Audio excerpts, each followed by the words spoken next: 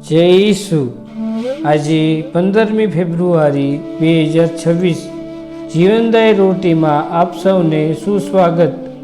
આવતીકાલથી આપણે તપ ઋતુકાળમાં પ્રવેશ કરવા જઈ રહ્યા છીએ। તપ ઋતુકાળ ચર્ચ માટે ખૂબ જ મહત્વપૂર્ણ સમય છે, કારણ કે તે આપણને મુક્તિના ઇતિહાસની સૌથી મહાન ઘટના ઈસુ ખ્રિસ્તના પુનરુત્થાન માટે તૈયાર કરે છે।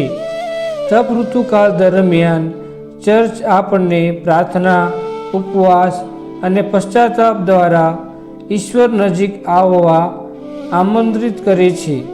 તપ ઋતુકાળના 40 દિવસ ઈસુએ રણમાં રાખેલા 40 દિવસના ઉપવાસ પર આધારિત છે। આજના શુભ સંદેશ લુક 4:1-13 દ્વારા રણમાં ઈસુએ પસાર કરેલા 40 દિવસ દરમિયાન તેમને પડેલા પ્રલોભનો વિશે વાત થાય છે।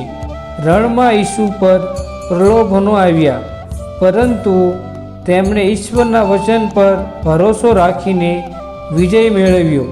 આ આપણને શીખવે છે કે પ્રલોભન માનવ જીવનનો એક ભાગ છે। દરેક વ્યક્તિ જીવનમાં મુશ્કેલીઓ અને લાલચનો સામનો કરે છે, પરંતુ વિશ્વાસ, આજ્ઞાપાલન અને ઈશ્વર પર સંપૂર્ણ ભરોસા દ્વારા આપણે પ્રલોભન પર જીત મેળવી શકીએ છીએ। બ્રેસિયાના સંત ફાઉસ્ટીનસનું જીવન આ સંદેશને મજબૂત રીતે દર્શાવે છે।